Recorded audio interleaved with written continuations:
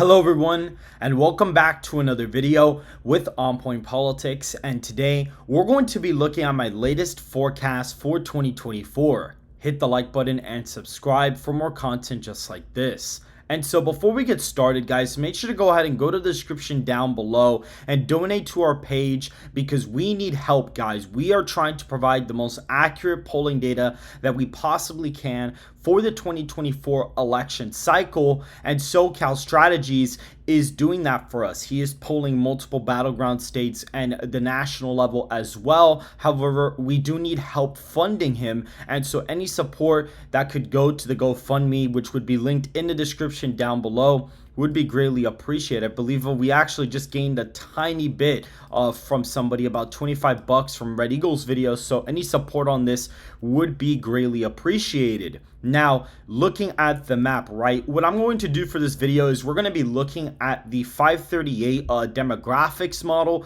which I am using to kind of help guide this video, as well as our moving averages for the key swing states, which I have all updated for today. And if for those of you who don't know what this is, I basically am doing sort of an experiment, and I'm kind of creating my own polling average that's supposed to eliminate as much polling bias from the polling data as humanly possible by essentially weighing the numbers that we get from all these pollsters. We actually weigh them to a projected party electorate that we have for the election. This is what pollsters tend to do to get more realistic results, but instead of weighing a single individual poll, we're weighing results after they come out, and we're weighing them for a national average. And right now, Donald Trump is getting 47.4%.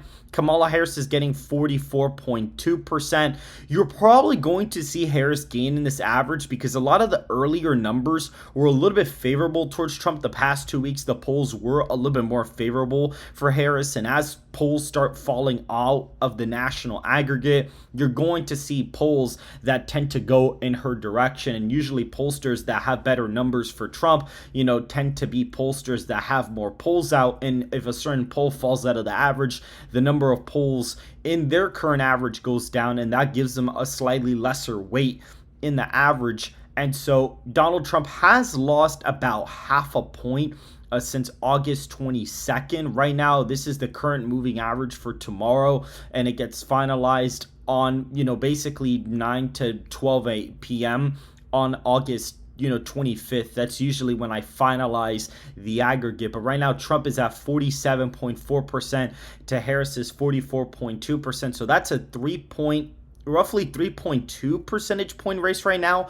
Rasmussen, which tends to be a very accurate national pollster in their averages, their average right now is plus 3.6 for Trump. And so that makes me feel pretty confident. And even the polling numbers out of their most recent polls are actually sort of similar to this. I mean, they had Trump at 47 to Harris's 45, and Harris is a point below that. Trump is a little bit above 47, and they actually have Kennedy at 4%, and we have Kennedy at 4%. So, a pollster that tends to be pretty accurate, which, by the way, guys, this is pretty cool, but I would like to announce that we actually are having a collaboration with Rasmussen Reports themselves. Mark Mitchell is going to be coming on for an episode of the channel at some point in time. I believe it's going to be on Monday, most likely. We will see what happens with that, but 100% we are having Mark Mitchell, the lead pollster of Rasmussen Reports himself, coming on to the show. So that is absolutely amazing. I just wanted to go ahead and announce that for you guys very quickly.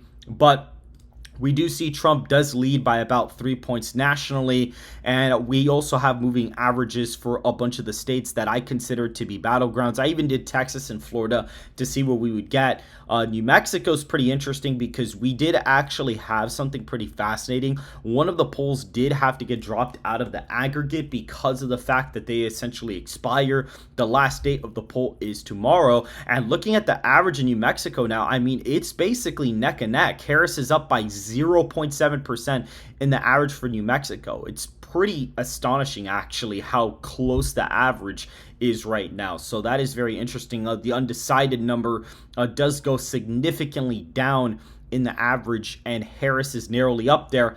But let's get to the actual map, guys. So essentially the safe states would be Idaho, Utah, Montana, Wyoming, North Dakota, South Dakota, Nebraska's 3rd congressional district, as well as the 1st and at-large vote, the state of Kansas, Oklahoma, as well as Arkansas, Louisiana, Mississippi, Alabama, Tennessee, Missouri, Kentucky, Indiana, West Virginia, as well as the state of South Carolina. Now, something that's pretty fascinating about the demographic numbers is that polls tend to underestimate Trump's support with white voters and tend to overflate his support with African American voters and Asian voters. That's tend to be the case. So I think Harris probably is going to win about roughly, give or take, maybe 75% of the African American vote. Trump may possibly get in the 15 percentage point range. So that actually does bring down this margin to about 60. That doesn't really change the race that much. We see Donald Trump is getting 318 electoral college votes in the demographic model, but this is just to give you an idea. I still have Harris winning Hispanics nationally because of states like New York, states that have Hispanic populations, California. Those are really going to drive up the numbers. Like, if those states didn't exist, Trump would probably be winning Hispanics outright nationwide. And so these put these states very firmly in the safe column, as well as Texas. This would also be in the safe column, as well as the state of Florida. We'll actually get to Florida in a second. Funny enough, the demographic model is actually fairly similar to our moving average. I mean, they have Trump up 16 points in Texas. We actually have Trump up by way more in our moving average. And again, there's very limited polling data out of Texas. I think we even had to remove a poll out of the aggregate just because there were so little polls. But Trump is up by about 21 points in the moving average for Texas. So that is fairly impressive to have that much of a lead in a state like Texas. That is very, very fascinating. And I think that's mainly due to Hispanic voters just shifting very hard to the right. I mean, Biden won that group by 35 points last time. And it is definitely really, really crazy to kind of look at just how insane some of these, margins are. And, Iowa right now, if we go to the demographic model, we'll be able to see that Iowa, believe it or not, is actually not in the safe column, or Ohio. Now, the reason why this would end up being the case, both of these states being in the likely column, is mainly because of white voters not shifting to the right as fast as, as African American and Hispanic voters. So yes, Trump will improve in Iowa and Ohio, probably win them by 12 to 13 points, but not as much as a state like Texas. Florida, in our moving average, is around 12 to 13 points for Trump. So that is interesting. I think with Hispanics, probably it would end up being safe too, but we're going to be leaving that with the moving average. If we actually go to it right now, we can see the moving average. Trump did actually gain a little bit in the average right now. He is up by a pretty decent amount here. He's up by around almost 13 points. So that is very, very, very fascinating to see him up by that much of an amount. We see Kennedy's support has gone down. So it seems like already Trump has picked up some of that support from Kennedy. And in all of our moving averages, unlike, people like Nate Silver, who just completely removed Kennedy out of the average right away, we're actually going to leave Kennedy in just because we want to see where his support dilutes to over time. So if, Harris gains, I can make a strong case. So look at my moving averages. You clearly see as Kennedy goes down, Harris kind of gains support, and the undecided goes down. Like, clearly Harris would have gained. But if Trump gains support as Kennedy goes down, it's clearly because a lot of that support went to Trump. Now, looking at some of the other Democrat states, I mean, California would still be a safe state in the forecast and the demographic model. It's about a 17-point victory. DC, Maryland, Massachusetts, Vermont are still in this column as well right now. And working with a Trump plus 3.2 national environment, probably Washington, Oregon fall right below 15 points. Colorado would be like a 9 or 10-point win. Illinois is somewhere in that range. A lot of the northeastern states would be in this likely Democrat column as well. And the state of Alaska would more than likely be safe. I mean, we can actually just go ahead and check it out here and see. It's actually right below the safe category in the demographic model, which is pretty interesting. But now looking at the Rust Belt here, or excuse me, the northern east part of the area, we see New York is going to be in the likely Democrat column. I mean, our last state poll had Harris up by 12 there. And if we actually look, Harris leads there by a little bit less Oh, actually, she is leading by about 16 points nationally in the state of New York. So that's kind of interesting. For whatever reason, I thought it was less. Probably got confused from a previous video. But if we look at a place like Maine's 1st congressional district, Harris leads there by around 12 right now, and Maine's 2nd, I mean, Trump is doing fairly well there. He's up by 13 points. So again, fairly interesting. And we look at a state like Hawaii, that's going to be in the safe Democrat column. North Carolina in the demographic model here is actually a pretty decent victory. Trump is actually up here by around 8.2 percentage points. And funny enough, that is fairly similar to what we actually have in our moving average for North Carolina. Trump actually picked up a lot of ground in North Carolina because we did have to drop an old poll out of the average, as it does basically expire tomorrow. It was a July 22nd to 24th poll. That was about a month ago. And we see that Trump right now is at 48.8%. Harris went all the way down to 42%. So he's actually up here by around 6.8. And the demographic model is basically an 8-point win. So it's about a point off. So that's fairly interesting as well. Georgia right now in the moving average, we could see Georgia right now in the moving average. We see that Donald Trump did actually slightly lose some support. Harris did gain very slightly. Trump is up in the state by a little bit less than it's like a 5.5 point victory right now. In the demographic model here, Trump is winning by a little bit more than that. He's actually winning by even more than he is in North Carolina, which I find kind of interesting. But again, if he's gaining with African Americans more than white voters, that could possibly explain it. So maybe around a 7 and 8 point victory in Georgia could be on the way there. Looking at some of these, more like Sunbelt states, Nevada is in that column right now as well. I believe Harris did pick up some steam in the moving average. Oh, actually, no, she did not. She actually fell by a half a point. Trump only lost like 0.1%. So Trump theoretically gained. Undecideds went up. So maybe that some of that support, for Harris kind of went into the undecided column. Which is kind of interesting to see. So that does put the state in the likely column, and the model here does have Trump winning by a little bit over 5. Arizona would also go in this column too. If we go to the moving average for the state of Arizona, we'll actually see that Trump lost a decent amount, 0.6%. Harris stayed at roughly the same amount. So Trump is essentially leading this thing by around 7.6% right now. The undecideds went slightly up. Kennedy basically remains unmoved in the average. So Trump basically lost about half a point in the state, give or take. And in the demographic model, Trump is up by a pretty similar amount, believe it or not. He's actually up by 7.2%, so pretty similar there. And Trump is very short of winning the Electoral College here. And funny enough, the state of New Mexico, I mean, right now, in our moving average, Harris is literally up by 0.7%. And when you look at the demographic model here, Trump's actually up by 1.7. So this one is a little bit of a weird one, but I'd actually say it is possible that maybe Trump does pick it off. I am going to give it to him in this forecast, so it'll be tilt Republican for this video.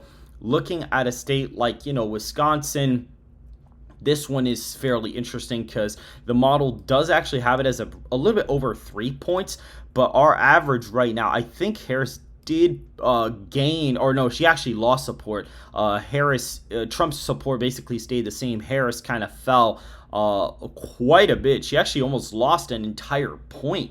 I didn't even realize that, but she lost almost like an entire point right now. So that's also fairly interesting to see. So I guess you could say maybe it's around a 4-point victory, 3-point victory for Trump in Wisconsin right now, give or take. Looking at a place like Michigan, this one's interesting. This one did actually narrow up quite a bit, about 1.4% for Trump. The model does have it as a 2-point race. So again, 1 to 2 point victory in Michigan on the horizon, it seems. Looking at a state like Pennsylvania, Trump actually shrunk in his lead. It's because we included SoCalStrategies. They actually are the pollster for our channel that we sponsor. And funny enough, we actually ended up adding their poll into the average. And what was quite funny about them is they actually had a more Republican electorate than we're even projecting for the average. So that's why you actually see Harris gain about 0.4%. She basically gained half a point on net from the previous video. So basically, it's a 2.7 percentage point race there. And if we look at Pennsylvania in the model here, it's almost a 4-point victory. So around 2 to 4 points there in Pennsylvania. So Trump is up 317 electoral votes right now. And Virginia is one of these states that, is interesting because our average is also really, really close right now. I mean, our average, we did add the Qantas poll and News poll. We did actually add it. And both candidates technically gained in vote share. Harris technically netted like 0.1% in this poll. And it doesn't have that much weight on the electorate. Small sample size, not a likely voter screen, didn't have a 2020 poll either, so the weight on the aggregate is not going to be that bad. However, they did have a pretty Democrat leaning skew there, which was kind of interesting in terms of their party ID. But we clearly see that, yes, both candidates went up. The undecideds went down because really, to be honest, these vote shares are pretty low for both candidates in the state. So Harris is technically up in that average. Here, she probably would be up by about a few points. So possibly like a point right now for Harris, maybe 1 or 2 points in the state for Harris as the victory. Nebraska is second. I mean, we don't have a moving average for that, but the demographic model does have Trump like narrowly winning it. So I'd say, I mean, if Trump's winning the popular vote by 3.2, he's probably going to win Nebraska second by a pretty close margin. It would basically vote with the nation almost, pretty much, essentially. That's kind of where I would see it.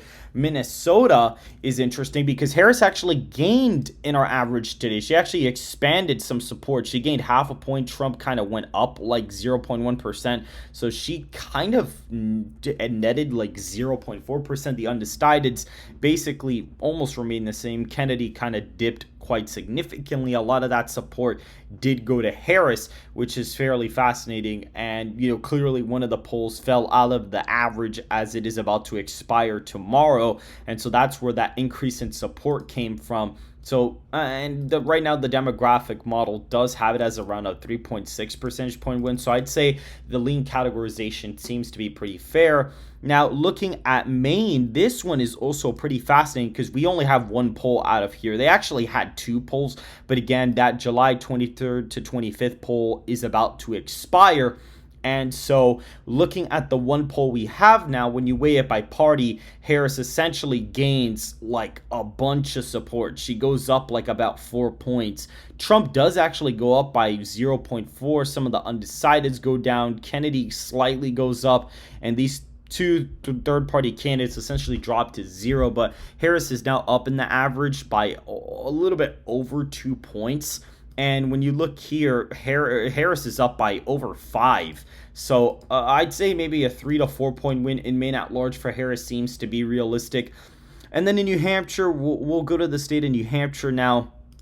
That average actually remains pretty unchanged. I mean, nothing really changed in the New Hampshire aggregate right now. We did have to drop one of the polls, but it didn't really affect the race too much.